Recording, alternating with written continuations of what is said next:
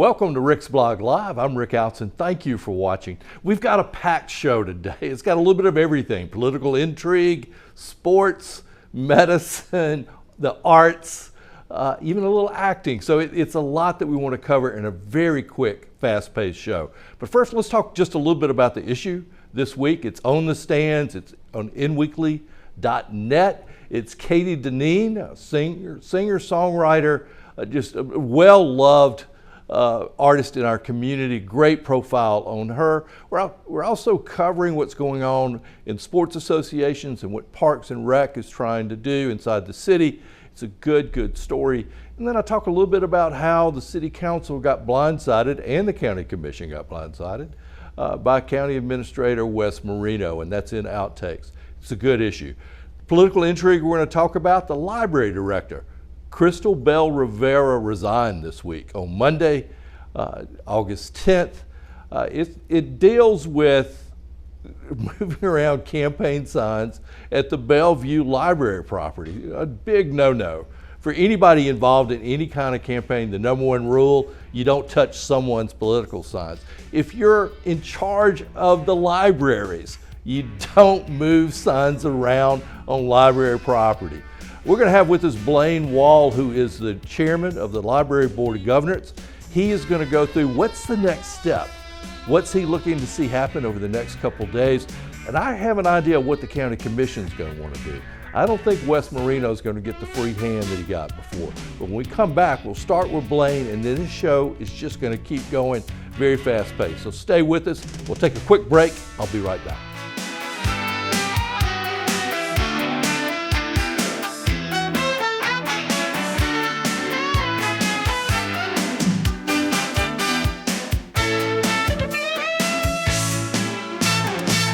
Welcome back to Rick's Blog Live. I'm Rick Outzen. In the open, I talked a little bit about a controversy this week.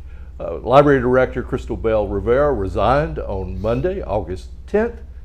On Wednesday, August the 12th, we had Wes Marino, our county administrator, received a letter from Blaine Wall, who is the chairman of the West Florida Libraries Board of Governors, asking to schedule a meeting of the board, which has been canceled for the summer, on August 24th, and for better communication. We've been lucky enough to be able to get Blaine to join us, so thank you for joining us. Yeah, I'm glad to be here. Always a pleasure. All right, how did you learn about Bell Rivera's resignation? I learned, as most people did, through local media reports. So you could say the blog. Yeah, through the blog. All right, through the blog, right. I saw your that. story, and then of course everyone else was following the story as well. So that's all I've seen and all that I know is what I've So seen. no communication from the county? No None. one telling the Board of Governors that we've got a position to fill and they need y'all's help to do it? No, none, which is atypical from the last time when the director retired unexpectedly. We received phone calls that let us know what had happened, but there's been no communication. It's for our viewers in looking at this, just go through, we've gone through it. I know I've written about it a lot on the blog and in the newspaper, but what's the role of the Board of Governors? So the Board of Governance was created to have oversight of the library. Technically, the director does answer to the county administrator, but we oversee the day-to-day operations of the library. We approve the budget. We are responsible for recommending a director for the library. That recommendation is made to the county administrator. In the past, the recommendation of the board was honored up until the most recent hire. In looking at this, and it's agreed that the final hire, the decision to hire, is the county administrator's decision, but even Commissioner Mike Kohler brought it up at the commission meeting. If a board is assigned to do this and knows the job is better than anyone, why wouldn't you accept that recommendation? I think that has been an issue in our community since this all began to unravel back in February of this year. The other thing that comes up, though, is, and you brought it up in your letter, and the letter is on the blog, ricksblog.biz, is there's been a pattern of you reaching out to the county administrator and a pattern of silence. Talk a little about some of the requests how you've reached out to him since Crystal Bell Rivera was first hired, and how he's treated you Sure. or treated the board. Right. let's say. So the first time that I reached out to him after her hiring was concerning open positions on the board.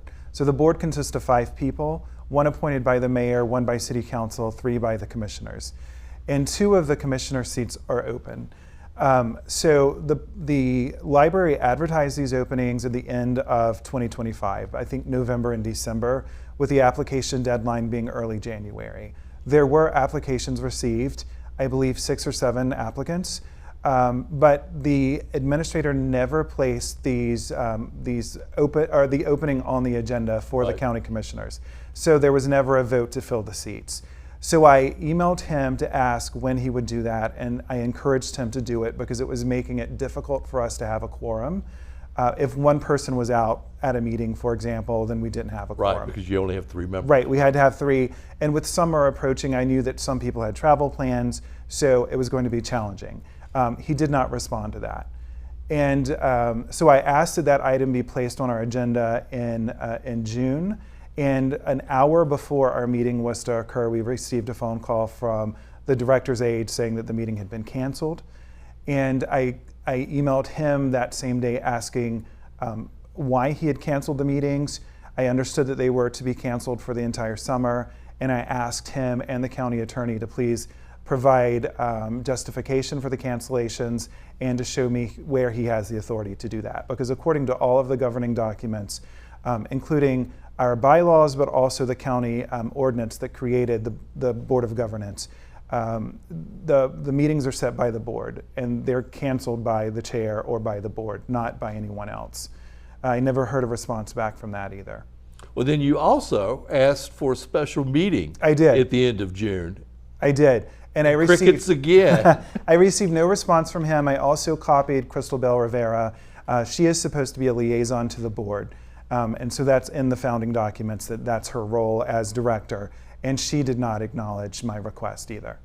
You know, one thing I'd heard, I don't know if you can confirm this or not, but you had one board member that was eligible for another term, and he was discouraged, or I was heard flatly told not to apply. I think he did reapply for a second term, but when there was a gap and he was not reappointed, he sent an email asking that his name be pulled from consideration. Okay. Yeah. A wonderful person, a retired attorney. He had wonderful information about the legal components of many of the topics that we address at board meetings. So his presence has definitely been missed, and he was willing to continue serving. Crazy. You know, let's say things get better. There's an August 24th meeting that's allowed to happen. How would you like to see the process handled this time? I would like to see the process be incredibly transparent. I think that we need to agree to the requirements for the position, the requirements that were in place when Ms. Bell Rivera took the position, really related to the requirements the state has to get grants for the library. So they weren't unique to us. It's not like we said, oh, these are some high expectations that we have in Escambia County that other people don't have. And so we mirrored it after those requirements. And I would like to do that again. Say, here are the requirements. Let's have an open application period. Anyone who's interested can apply. Let's review these applicants, invite the best applicants to interview. If it needs to be a multi-step process, as it was before, we had some Zoom interviews first and then in-person interviews. Let's do that. I would like to see more involvement of the community. The interviews last time were held at the county offices, so it was kind of complicated and difficult for some people to make it in. You have to go through layers of security, right. And parking can sometimes be a challenge. I would like to see them held at the library in an open room so that people could come.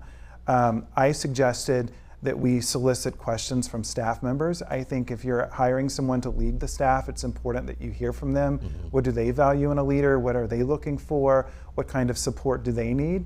So I think it would be nice to hear from them as well. I went back and looked at the minutes from 2015 when Todd Hummel was hired, and you're right. The board itself,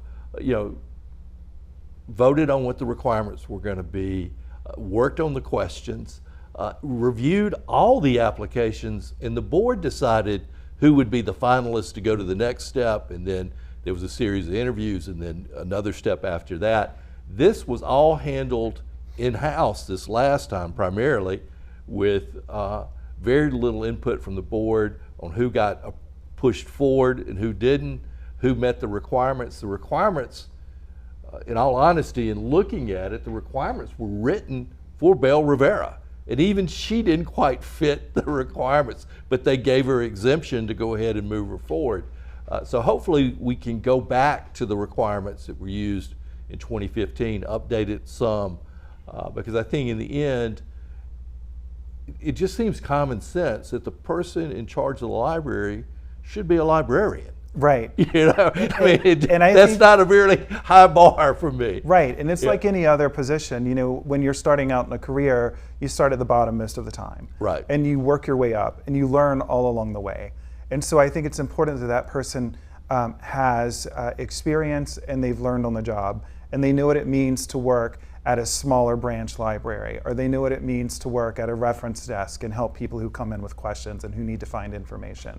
Or maybe they've worked behind the scenes and they've worked in technical services. But I think it's important to have someone with a wealth of knowledge and experience. So because you understand what you're asking people to do, and you understand if a library system or a branch doesn't seem to be functioning well, you have the experience to understand how to fix it. I think where we are right now, and Blaine, I really appreciate you coming on, where we are with this is you need to contact your county commissioners.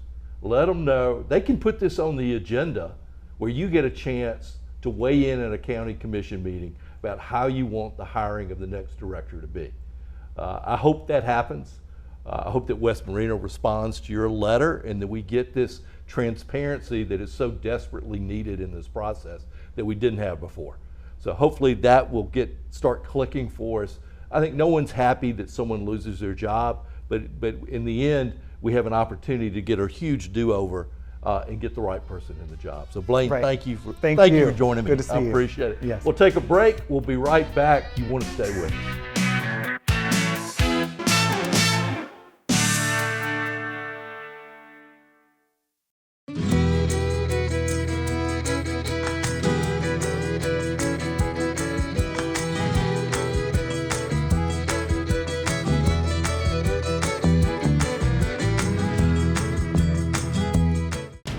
I learned during my military service to train every day to fight and fight to win.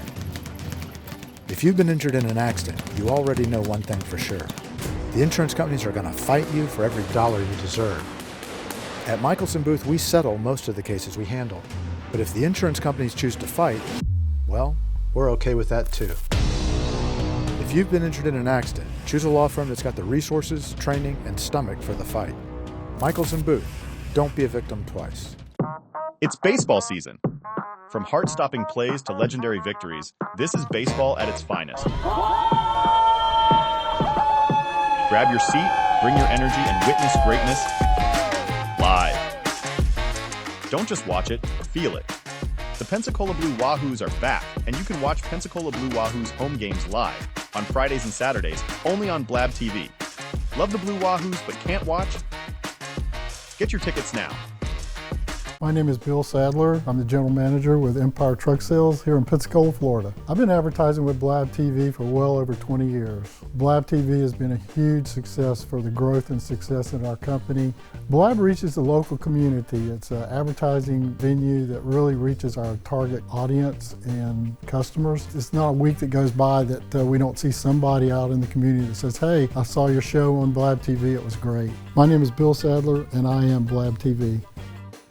Gilmarine, your one-stop shop for all your boating needs. We offer a vast selection of parts, accessories, and electronics. Discover our range of used boats in every size, shape, and brand, all ready to get you on the water today. And we provide expert advice and top-notch customer service to ensure you have the best boating experience. We service all outboard, inboards, stern drives, jet drives, and personal watercraft. Our certified staff will get you back on the water. Visit Gilmarine at 3541 West Fairfield Drive, Pensacola.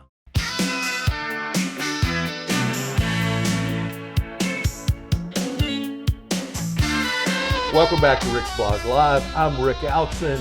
Pensacola sports. When you think about Sunbelt basketball, You think about SEC women's soccer. You think about the Double Bridge run. You think about all the high school all-star games. That's Pensacola sports. They've got a new president and CEO, Jason Libbert, and Jason's joining us right now. Jason, thank you. Absolutely, Rick. Thanks for having me. What got you interested in this job?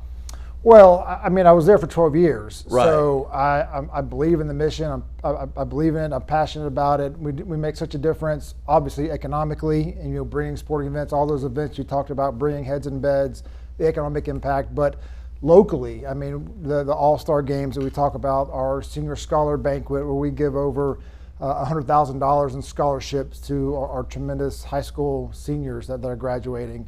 We do a free youth clinic. I mean, so there's so much locally that we do. So I just believe in it. The opportunity came around, and the timing worked out.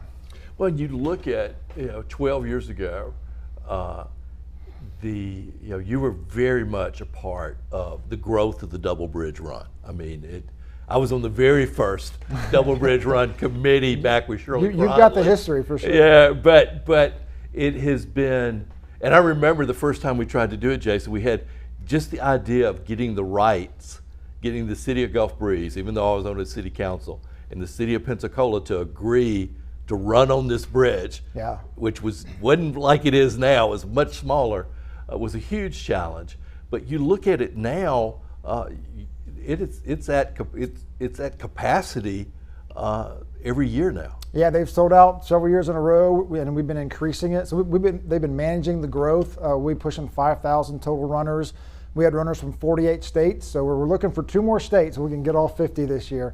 But our staff, our board, our volunteers, but the city, Pensacola, Gulf Breeze, and then the beach, right. Santa Rosa Island Authority, and the Escambia County Sheriff. So a lot of entities come in to play to make that a great destination event. We say, and we believe it's the best 15K race in the country, and people that come run it say the same thing. Well, it's been tinkered with, the start spots, moving that many people with the buses, all those kind of challenges have all been worked out. I think it's an exciting event. It was built we needed stuff in the shoulder season, right. And now Pensacola sports has filled that gap pretty well, don't you think? Yeah, I mean, so you've got the beach, and so their summer, spring break to summer. So the shoulder season is spring and fall and winter, and we like to put a lot of events there in those months to help bring people into town to fill the hotels. So that filled that purpose, but also it's a local event. I mean, right. We manage and own it locally here and manage it, so everything stays here in town. So it was twofold. But now you've got SEC women's soccer. Yeah. You've got the NAIA soccer coming in. Then you have that, and then we've got the Sun Belt, which is huge. And then y'all have, over the last few years, Sports Association has been working with SEC baseball teams, and their games that are being played, soccer teams like to come and play at Brosnan-Ham. We've got a whole college lineup coming in October that's impressive. I mean, there's so many. I mean, so building those relationships, and that's what sports is building those relationships with national organizations, national conferences and teams, and building those relationships so that they want to come here to Pensacola. We've got the beach, we've got the venue, we've got the downtown, the airport. We're easy to get to, and as we're adding facilities in the base center, in the multi-purpose facility, once that gets there, we got the artificial turf facility out there on 9 Mile.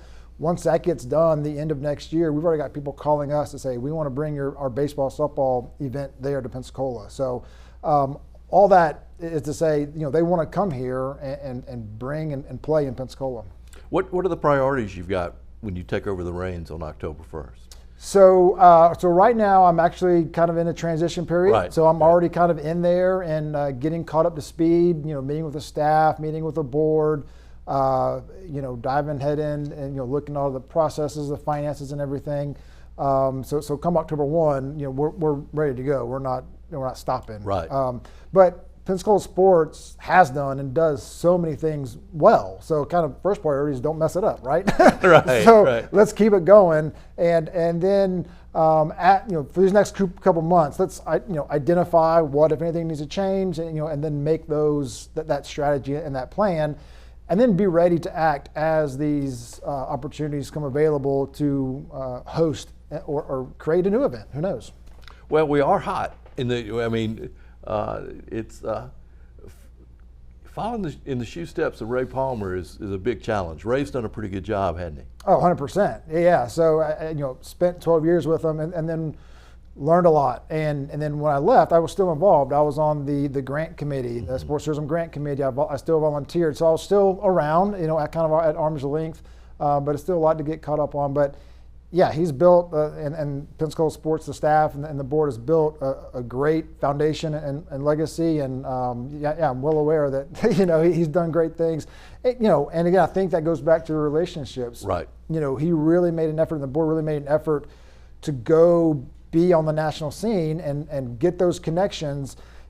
If he and they weren't doing that, we wouldn't have SEC and then the Sun Belt. So, continuing make those connections and those introductions so that I can continue it.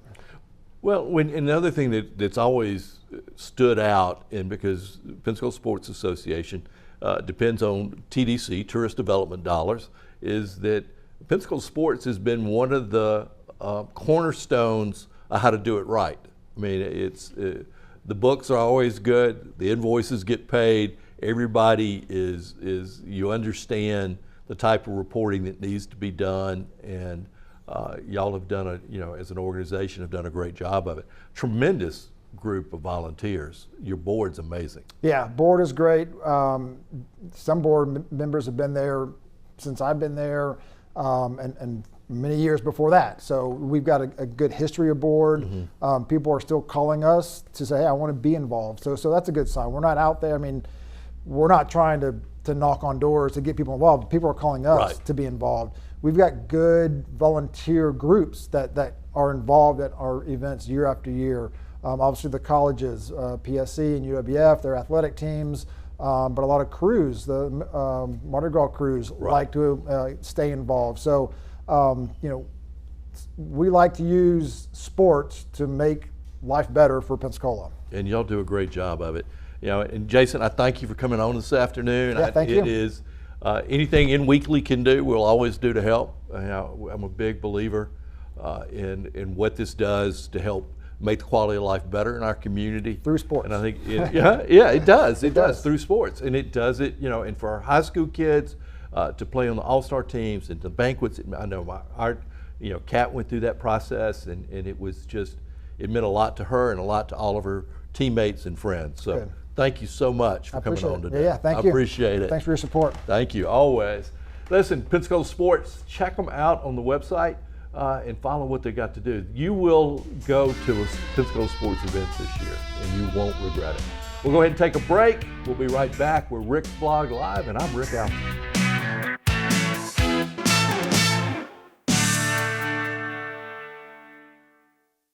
Well, I think it's all about local, and I'm a big believer in local. So I think anytime you can carry a message out locally, it's important.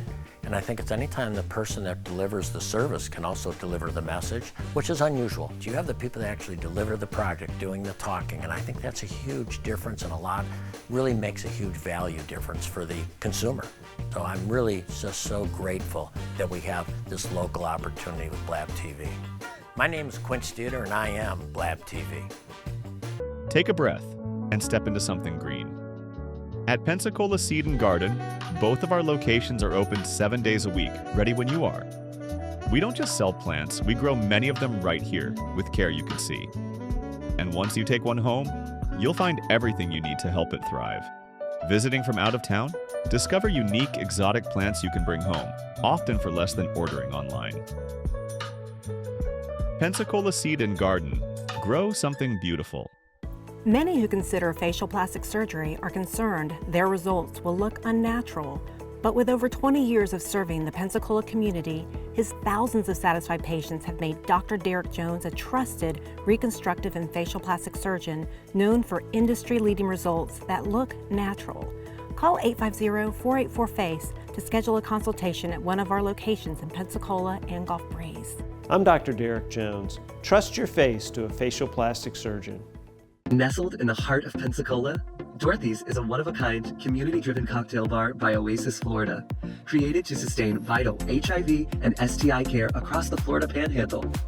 Inspired by the Wizard of Oz, rooted in inclusion and dripping with character, Dorothy's is a welcoming space with award-winning Oz-inspired cocktails, food by Steel Pony Diner, and an unmatched atmosphere.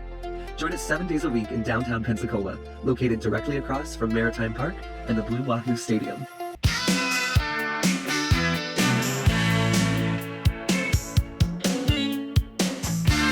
Welcome back to Rick's Blog Live. I'm Rick Outzen. I've got with me Jeff Fletcher, who's with Lakeview Center here, the Outpatient Services Director. We know in our community that we have a shortage of help for behavioral issues, that mental health has been a big issue for a long time. COVID was a trigger for a lot of people, but as a whole, it's something that we have a mental health task force. We have a lot going on, but we have a shortage of people that can help, people with the certifications and the education. Lakeview, y'all have formed a partnership with HCA Florida West. Tell us about that. Yes, sir. So a few years ago, HCA, we got together and started talking about developing this program that they wanted to pilot. And we said, absolutely, we'd love to be involved. Lakeview Center's got a long history of training people and through different various things, counselors, behavior techs, everything, all the way up to doctors. And so it was just a great opportunity, to partner with a good local agency and see if we can't help get more physicians in our local pipeline. So let's talk about the pipeline, because y'all are now, they're doing clinicals. Tell us how the pipeline works. Absolutely. So for the physicians themselves, they go to medical school and then they figure out what they want to specialize in, and then they look for a residency program. So for us, the nearest residency program, I believe, was in Gainesville or somewhere in Central Florida.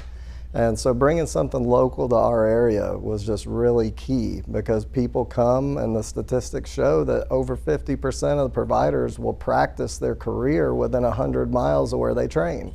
So if we can train them here, hopefully they'll stay local and stay here. Get them used to the beach, get them used to the Yes, seafood and the culture that we have to offer. Absolutely. So how you have your first cohort now? Yes, sir. All right. Tell me what they got to go through. So these guys, they start off in their first year all inpatient at HCA Hospital. And then when they get into their second year, that's when they come over to us and they start doing some outpatient things. And they also do some critical care things like our crisis unit and our short-term residential treatment unit. And so they'll be with us for anywhere from 30 to 60 days at a time, and they rotate through. And so at any given year, HCA has 8 residents in that particular year. And since we're on year 2 now, we've got 16 residents in the pipeline, with the first 8 to finish 2 years from now. So is the, I guess it's a challenge in supervising them, but also you get those extra hands and bodies to help with the services that you offer. Absolutely. I mean, these guys are already doctors. They've already graduated medical school. Now they're in their specialty training. And so coming in young, energetic, and looking to help people, which is our mission, helping people. And so it's just great to bring that energy in, especially in our area. A lot of the physicians, especially in the psychiatry world, have been in their career for a long time. And so to have some young blood pumped in there has really been invigorating for the team.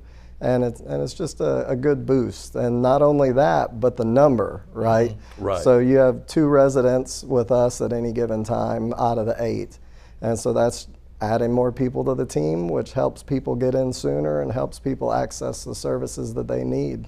Now, Jeff, what are the type of cases that they'll experience with Lakeview that they might not experience at HCA at the hospital? Yeah, great question. So, they're doing more inpatient things at the hospital. So with us, we're the people that keep people stable in the community, as well as deal with crisis and other things like that. But the key is the outpatient visits and continuing to follow these people through the whole continuum of care, regardless of where they are. We meet them where they are. and then we get that level of care to them. And so these residents are doing outpatient visits, so it could be anything from an initial visit, a complete psychiatric evaluation, to something as simple as just a checkup. You know, somebody comes in and says, I've been on this one drug for a long time, I just need a refill, and they're there to help them do that as well. So give us, just for our viewers who may not be familiar with outpatient services, it's a pretty wide range of services that come under your silo. Yes, sir. Talk just a little bit about those. Yeah, you know, outpatient services, like you mentioned, it greatly ranges. Everything from psychiatric visits to counseling visits to screenings. And you know, there's just a lot of different variations that fall into that. You have adults, you have kids. You know, there's just so many different levels that the nice thing with Lakeview being such a large company, one of the largest behavioral health organizations in the state, we have all the different levels. So regardless of where the person's at, we're able to hopefully meet their needs. And you reach them where they are. So Yes, I mean, you're available a lot of different ways for them, and of course it's such a unique service. How long have you been with Lakeview? I've been with Lakeview now for 16 years. Wow. Wow. Yes, sir. What changes have you seen? I've seen a lot of changes, you know. I mean, it's totally different atmosphere now, you know, that we're out on our own. You know, everybody still thinks we're affiliated with Baptist when you talk to them going down the road. And, you know, whether we are or weren't now, it's still a great thing. They're still great partners with us, and we still work together to help everybody in the community. But there's just a lot of changes, and a lot of that goes with the funding that comes. Right. You know, they'll have a program that's a hot topic. Like, for example, the last few years, substance abuse has really been the hot topic, overdose deaths and getting the fentanyl crisis under control. And so we had to spool up substance abuse treatment, you know, even more than we already were. And so, you know, a lot of changes like that we have to adapt to what the needs are of the community at that time. Now, what's the value that HCA brings to the partnership on this? So HCA brings multiple levels of value to our partnership. Really the one to highlight is our central receiving facility where people come in a crisis. And then we're able to partner with HCA for them to take people that might be a level of care we can't accommodate, or somebody that needs to stay and our beds are full. We just give them a call and they're happy to take them. They've been a great partner on that. And that's something new that's been added over the last 5 years. Yes, sir. Some of it came out of the Mental Health Task Force. Some of it came out of y'all and Baptist and HCA West Florida West, understanding that we needed that type of facility to kind of triage where everybody needed to go. Exactly. Right. Exactly. And I'm glad that it's working as well as everybody thought it would. I think it's working better than people thought it would. I mean, you know, anytime you're dealing with people in crisis, that's the most difficult situation that you're going to deal with all day. And having great partners like HCA and able to get people moved to the level of care they need to be at quickly really helps speed up their recovery and their chances to have a good outcome. Well, I'm great. I'm excited. We got you on the day that y'all did a big media event for people to get to meet the cohort. I'm glad you're able to get away and come over here. But Jeff, thank you so much. Yes, sir. For thank doing you. This. Absolutely. It is, you know, mental health is a huge issue. State Representative Michelle Salzman has formed a task force. It's been operating for a while.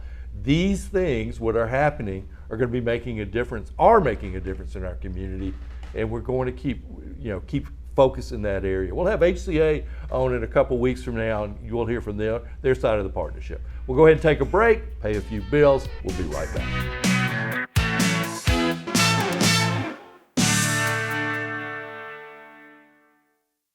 At A1 Automotive, we do it all kinds of repairs for all kinds of vehicles.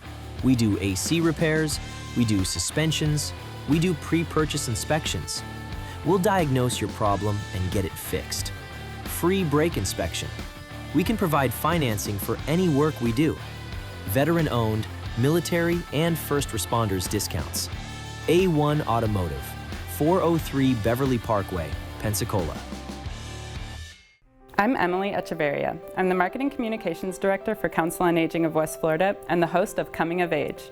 In the past, Council on Aging has relied heavily on print and radio, but in the age of social media algorithms and smart devices, we know how highly prioritized and sought after video content has become. Our audience really responds to video content, and yours will too, especially the high quality of video that Blab produces. I'm Emily Echeverria, and I am Blab TV. Many who consider facial plastic surgery are concerned their results will look unnatural. But with over 20 years of serving the Pensacola community, his thousands of satisfied patients have made Dr. Derek Jones a trusted reconstructive and facial plastic surgeon known for industry-leading results that look natural. Call 850-484-FACE to schedule a consultation at one of our locations in Pensacola and Gulf Breeze. I'm Dr. Derek Jones. Trust your face to a facial plastic surgeon. Take a breath and step into something green. At Pensacola Seed and Garden, both of our locations are open 7 days a week, ready when you are. We don't just sell plants, we grow many of them right here, with care you can see. And once you take one home, you'll find everything you need to help it thrive. Visiting from out of town? Discover unique, exotic plants you can bring home, often for less than ordering online. Pensacola Seed and Garden. Grow something beautiful.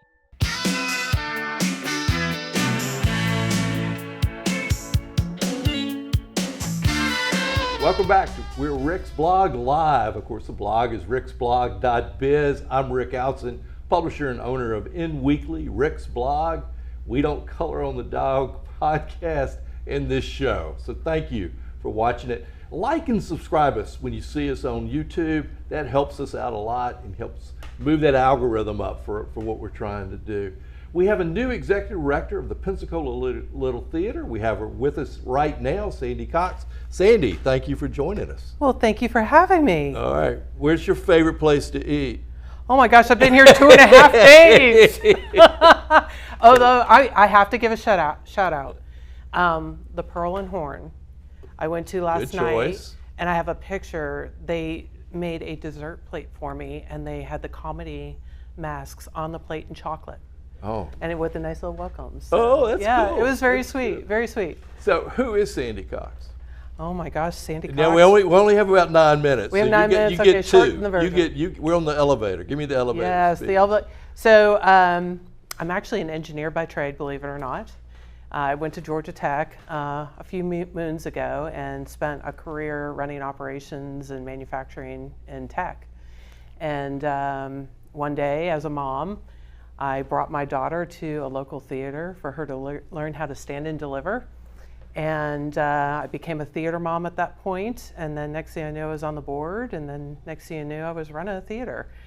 And it's just been an interesting evolution of time and having that opportunity to take all those great business skills you learn in tech and then go do something fun in the arts. But you've also been a mayor. I have been a mayor. Right. I skipped over that. Yeah. Painful memory. No. Well, you know what? It was a great memory because I got to serve during COVID, and I also love to say, we had a couple. I don't know if you heard of Snowmageddon in Texas. Yes. Yes. So I was also mayor during that point, but it was a great time because, I really went out to the community to find out.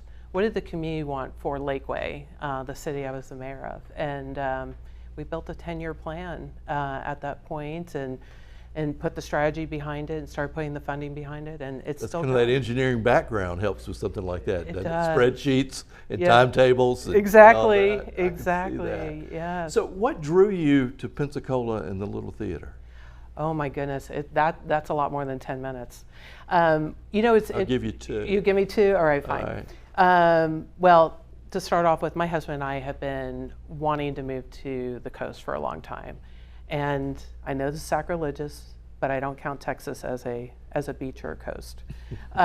So we've come this way for many, many moons. And, we've been looking and thinking about, moving over the years. And we just bought a beach house in Gulf Shores. And I was visiting with some friends and we were talking about our, what we wanted to do in life, and they said, there's an executive director position open at the local theater. I was like, no. You should apply. Well, I applied, and here we are. Not something that I had dreamed would happen, but you know, when I started looking at the Pensacola Little Theater, I just got so energized and excited. It has such a tremendous history here in Pensacola, and I love, you know, the dualities of it with having an academy. It produces the shows, beautiful historic building. Right. Great people, patrons. You know, as I kept meeting more and more people affiliated with it, just the heart and the care from the community and the board and the staff for really trying to make art and getting to do it downtown here. So what makes a good art organization? Let's say, well, we'll go ahead and say a little theater. What makes a good one? A good one? You know, it's... Or a great one? A great one. Oh, let's talk about a great one. Yeah, let's go great. We're going to go great. You know, I think you have to listen to your community. You need to know what your community is looking for and help them also understand what they're looking for. But it's also a great volunteer base. You know, I don't know if people know, but most of art is done for free. Very few people are paid, and so people that want to come out and help build sets or stitch costumes, help usher. You know, that heart of the community coming out and wanting to see it succeed. A great board of directors, you know, people that can help us, guide us, you know, what the strategy is and how to make sure that, you know, we're reaching our fundraising goals. You know, we're thinking about what's next for the organization, and then having a great staff. You know, Pensacola Little Theater is so fortunate with the people that have been with it for a long time. Our artistic director, Kathy, is fantastic. Brenda Hamilton just joined us as the education director just a couple weeks ago. She toured in Wicked and was a Rockette for a long time. So the theater just attracts really incredible people. If you look at our board of directors, it's almost a who's who of Pensacola. Right. It is, right? And you look at it, and it's, the building is so alive because our kids are grown now, but they did Ballet Pensacola, they did Treehouse Theater, they have been in and out of that building, and it's such a vibrancy in the building because you have the adults and you have that kid energy is fun, and that adds a lot to the building too. Yeah, my first day, my office is on the same floor as the academy classes, and they were auditioning. And just the energy in that hallway, it was, well, you know, you just sit there and you're just smiling, right? You know, because you see these kids, they're early teens and they're about ready to go do the most terrifying thing, right? You know, and do a 1-minute monologue in front of someone, right? And the courage that comes from that, and you know, the process they go through. Like, maybe you're not going to do something in theater long term, but you just built some skills that. The confidence, the ability to stand before people, all that adds to all of it. Yes. Well, we're coming up on the break, but I really, I'm excited about Little Theater. I'm excited that the Little Theater board chose to go outside the community, because that's always a frightening for a board, and to willing to do that. But when you bring someone in with your background, you're bringing a whole new set of talents and skill sets that add to the mix of what's already. It's a great foundation, and I think so. Kudos to the board for being willing to take that chance. I don't see it as a chance. When I look at your bio and I look at all the things you've done, I see it as a brilliant move. But I think that's, as you have seen, you know, and all the different hats you've worn, that's a big step for someone to take. Oh, it absolutely. You don't know me, right? Right. I haven't had coffee with you. Right. You haven't known me for 10 years, right? And so, yes, I'm very appreciative and blessed that they chose me, and I'm excited to be here. I think, we're going to have a lot of fun, and I'm going to spend the next bit, getting to meet people, listen to the community. What are we doing great? What would you like us to do? Right. You know? And that's a good thing that someone on the outside can do. Sandy, thank you so Oh much my for gosh. coming Thank on. you for having me. I appreciate it. I'm not as bad as people think. No, you're not. See, that's it. We're going to go ahead and take a break. We've got one more guest. Stay with us. We're Rick's Blog Live. I'm Rick Alson. We'll be right back.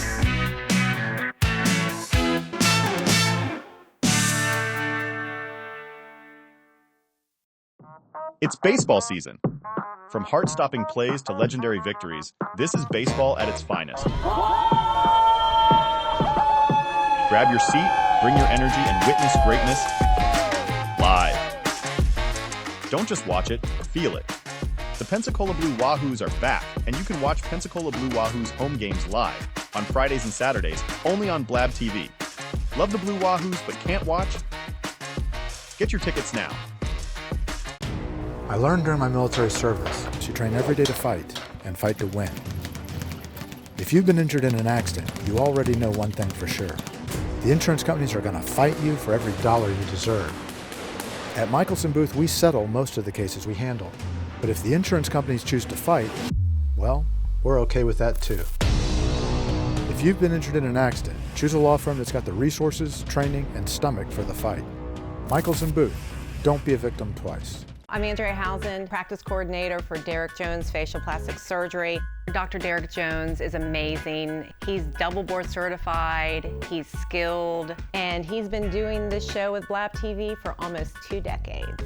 If you're looking to grow your business, Blab TV has an amazing reach in this local viewing area. We always hear, "We saw you on Blab Television." I'm Andrea Housen with Derek Jones Facial Plastic Surgery, and I am Blab TV. Gilmarine, your one-stop shop for all your boating needs. We offer a vast selection of parts, accessories, and electronics. Discover our range of used boats in every size, shape, and brand, all ready to get you on the water today. And we provide expert advice and top-notch customer service to ensure you have the best boating experience. We service all outboard, inboards, stern drives, jet drives, and personal watercraft. Our certified staff will get you back on the water. Visit Gilmarine at 3541 West Fairfield Drive, Pensacola.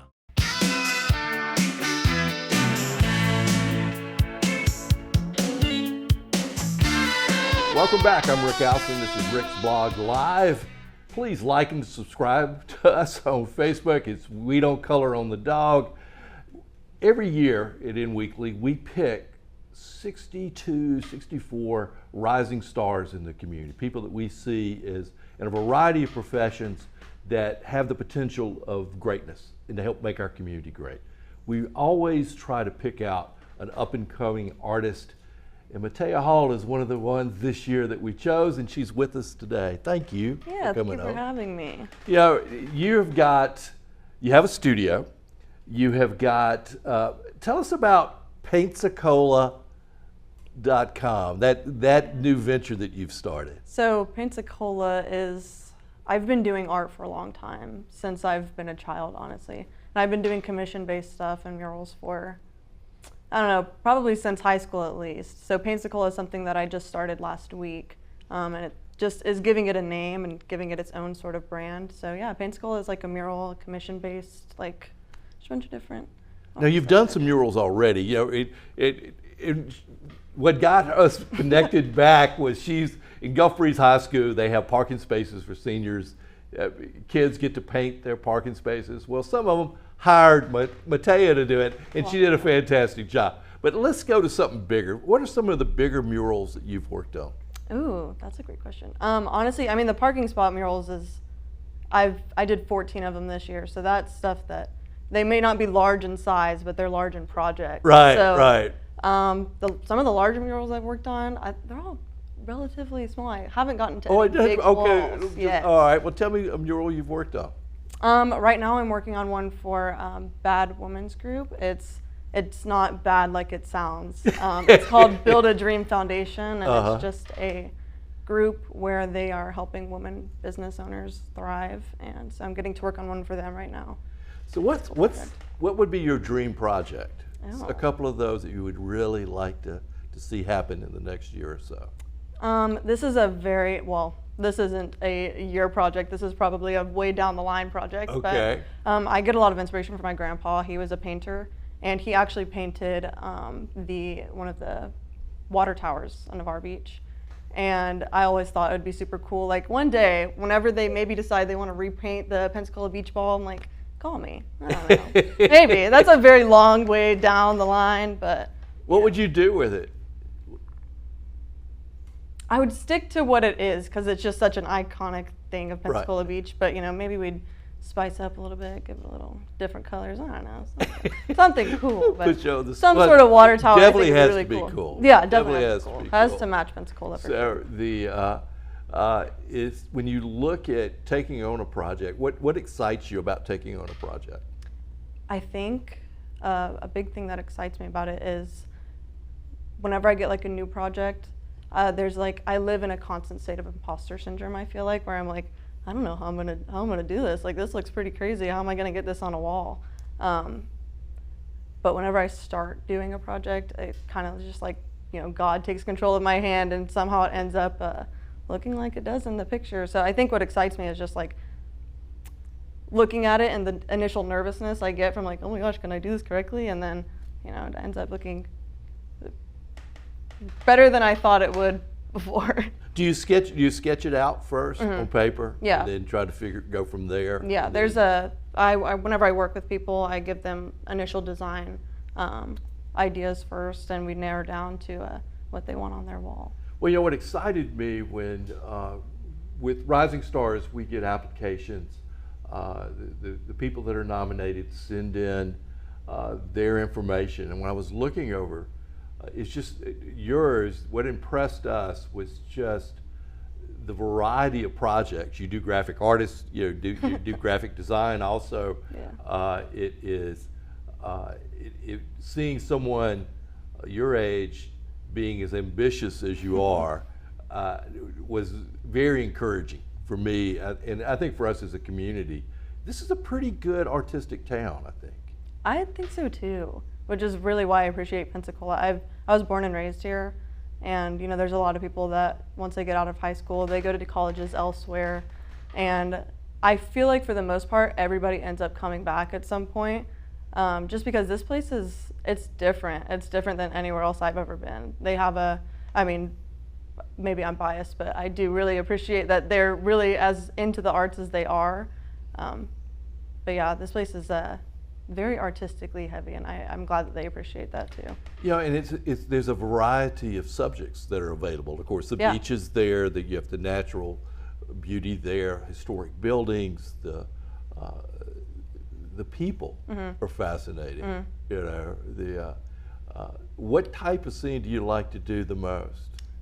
I think that I get a lot of, you know, beach, obviously, considering where we live. I think my favorite scenes to do are probably like more downtown East Hill type, like very shaded canopy, downtown nightlife sort of scenes. I think that the beach is cool. I love the beach. Right. Obviously, I go to it all the time, but I think that there's just something really special about downtown and the festivals that we have. Like we have so many festivals all the time, and I don't know, it's almost like a baby New Orleans, but you're right. Yeah, right. Just in the sense that it's just so rich in history and art, and just the people are. And you're open to new clients? Oh, always, always open to new clients. Yeah. Well, please check her out. It is an amazing. It's a very talented artist, and one of the great things about In Weekly and Rising Stars, we try to identify these people as quickly as we can. Matea Hall, you can drive by Gulf Breeze High School and look at some of the parking spaces that are there, which are brilliant, but that's just a fraction of what this young woman's capable of doing. So please check her out. And Matea, thank you so much for coming on. Me. You know, keep me in the loop on what's going on. I want to know your next big project. I want to know about it. I'll let you know. All right, good deal. Thank you so much for coming out. All right, we'll go ahead and take a break. I'll try to wrap up this show. We're Rick's Blog, and I'm Rick Allen.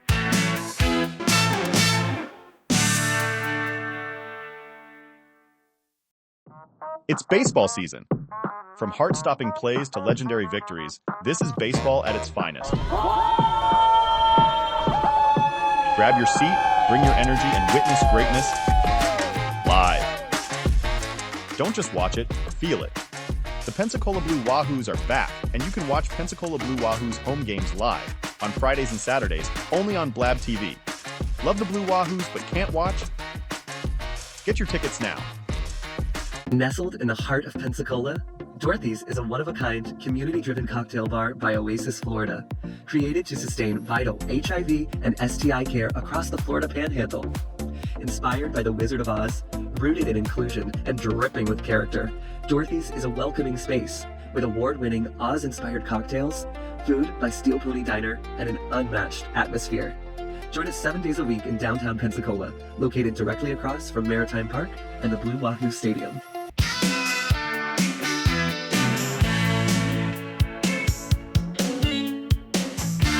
Well, you stayed with us. A lot covered today, probably more than, I think it's the most we've ever done in one show, but I like the pace of it, so thank you for staying with us. Of course, we're Rick's Blog Live. The blog is ricksblog.biz. You can follow me on social media just about any way you can. We also we'll take this show and our other interviews and put them on We Don't Color on the Dog on YouTube, and you'll be able to review all this. And of course, Blab will keep playing these different shows. So it's a really good way to keep up with what's going on in the community. We did cover a lot. We had Blaine Wall, who is the chairman of the Board of Governance for the libraries. He is asked for a meeting on August 24th.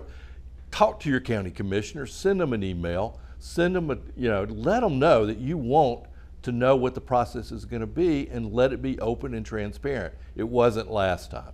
We also had Jeff Fletcher with Lakeview. They're working with HCA Florida West on more behavioral scientists, more psychologists in our community, a new cohort that's working with them. Great interview. We had Jason Libbert, the new president and CEO of Pensacola Sports, what his plans are, why he wanted to take on this job. Sandy Cox, her very first interview. She's a new executive director of Pensacola Little Theater. To be able to get to know her, really cool person. I'm very proud of their board for taking a chance on bringing someone for outside. And then Matea Hall, who is an up-and-coming artist, someone that you need to check out. If you've got a wall, you got an idea of a mural that you'd like, this girl is very, very talented, and please check her out. It is part of what we try to do is to encourage people in our community also. So we've covered a lot. I appreciate you being a part of it. We have a whole new set of guests starting next week. We'll have the elections results next time we meet, so we'll be able to go through that. We'll go ahead and end it, but really, thank you for watching. It's Rick's Blog Live. I'm Rick Outzen. Thank you so much for watching. So we'll be able to go through that.